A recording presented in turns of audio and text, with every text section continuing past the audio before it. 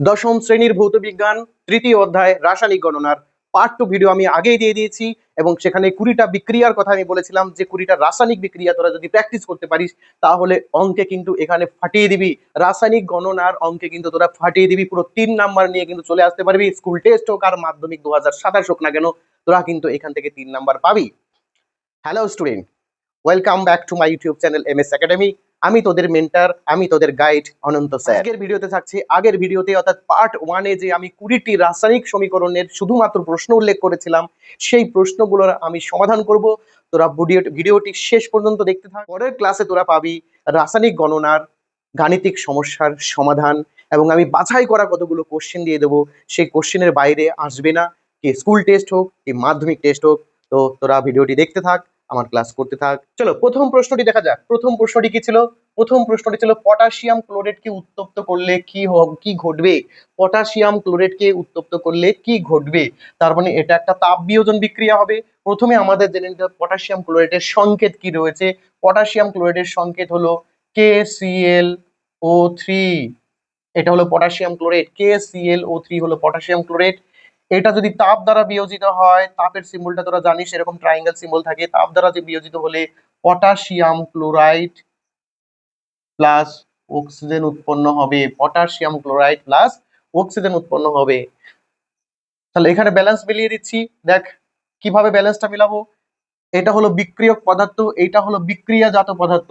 তো থিওরি পড়ানোর সময় বলে দিয়েছিলাম ল্যাভেশিয়ার ভরের সংরক্ষণ নীতি অনুযায়ী বিক্রিয়ক পদার্থের মোট ভর বিক্রিয়াজাত পদার্থের মোট ভর কিন্তু সমান হবে।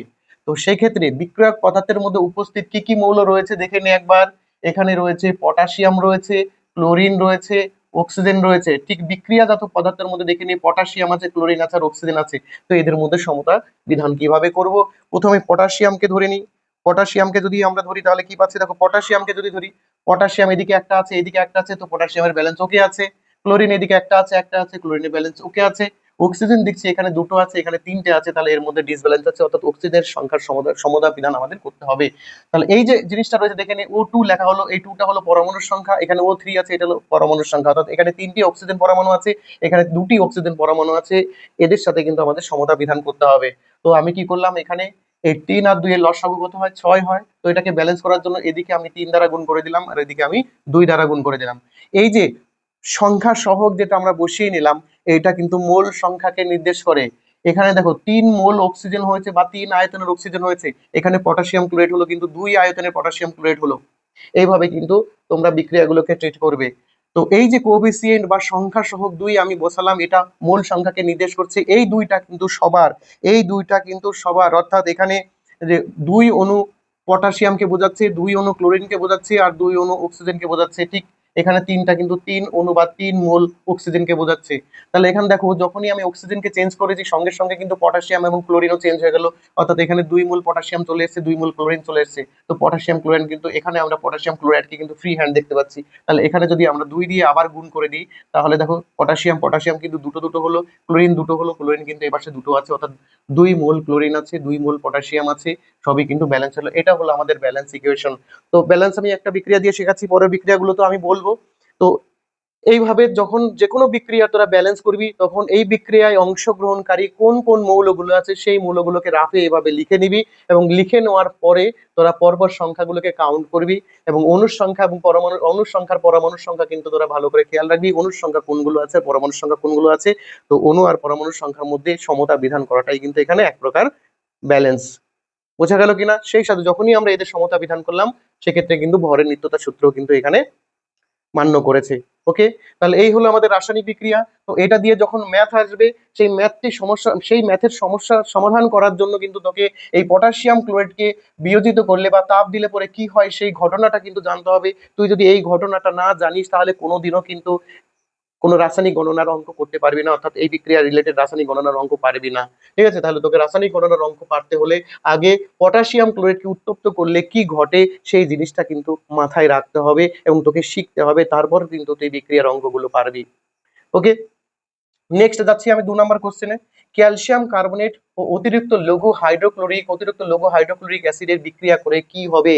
ক্যালসিয়াম কার্বনেট ও অতিরিক্ত লঘু হাইড্রোক্লোরিক অ্যাসিডের কিন্তু বিক্রিয়া হবে, সেক্ষেত্রে কি হবে? তাহলে এখানে দেখো কত সহজে তোমরা মনে রাখবে। ক্যালসিয়াম কার্বনেট এই যৌগটার কথা বলেছে, তাহলে ক্যালসিয়াম কার্বনেটের সংকেত লেখা আমাদের শিখতে হবে। ক্যালসিয়াম কার্বনেটের সংকেত হলো CaCO3, এটা হলো ক্যালসিয়াম কার্বনেট। তার সাথে বিক্রিয়া করবে কে?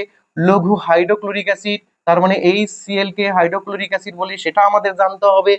তাহলে এই নামগুলো যদি না জানিস, কোন যৌগকে কি বলা হয়, কিভাবে গঠন হয়েছে সেটা যদি না জানিস, তোরা বিক্রিয়া কি করে পারবি? তাহলে আমি প্রথম যে ভিডিওটি বলেছিলাম নিমেষে রসায়ন, তো সেক্ষেত্রে কিন্তু এই যে জিনিসগুলোর কথা কিন্তু আমি বলে দিয়েছি, মৌল যৌগের কথা কিন্তু বলে দিয়েছি আমি। তো এইবার দেখো, এদের সাথে বিক্রিয়া হবে ক্যালসিয়াম কার্বনেট এবং হাইড্রোক্লোরিক অ্যাসিডের কিন্তু বিক্রিয়া হবে। বিক্রিয়া করে কি উৎপন্ন হয় সেটা আমরা একবার দেখে নিচ্ছি।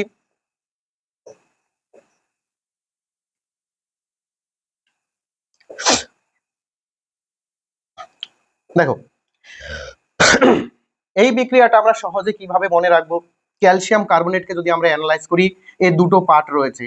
এটা হলো কার্বনেট মূলকের পার্ট রয়েছে, এটা হলো ক্যালসিয়াম ধাতুর পার্ট রয়েছে। তো এরা কি হয়, এটা ক্যালসিয়াম এবং কার্বনেট এরা বিশ্লিষ্ট হয়ে আমরা বিশ্লিষ্ট করে এদেরকে লিখতে পারি Ca++, আর কার্বনেট আসবে আমাদের CO3-। এই অংশটাকে যদি আমরা বিশ্লেষণ করি তাহলে কি লিখতে পারবো? H+ এবং Cl-। তো এই যে যে সিস্টেমে বিক্রিয়া হবে সেই সিস্টেমের মধ্যে কিন্তু এর আয়নিত হবে, আয়নগুলো কিন্তু আলাদা হয়ে যাবে। এখন কি হবে, ক্যালসিয়াম তো ধনাত্মক আয়ন রয়েছে, কার্বনেট ঋণাত্মক আয়ন রয়েছে, এদিকে হাইড্রোজেন ধনাত্মক আয়ন রয়েছে, আর এদিকে ক্লোরিন ঋণাত্মক আয়ন রয়েছে। তো তখন ওই সিস্টেম থেকে ক্যালসিয়াম কিন্তু বিপরীত চার্জ ক্লোরিনকে অ্যাট্রাকশন করবে। আর কার্বনেট যুক্ত, এটা কিন্তু পুরো মাথায় ঢুকিয়ে নেই, কার্বনেট যুক্ত যে কোনো কার্বনেট এবং বাইকার্বনেট যুক্ত যে কোনো যৌগ যদি বিশ্লিষ্ট হয় বা রাসায়নিক বিক্রিয়া করে, তাহলে কার্বন ডাইঅক্সাইড মাস্ট উৎপন্ন হবেই, কার্বন ডাইঅক্সাইড উৎপন্ন হবেই।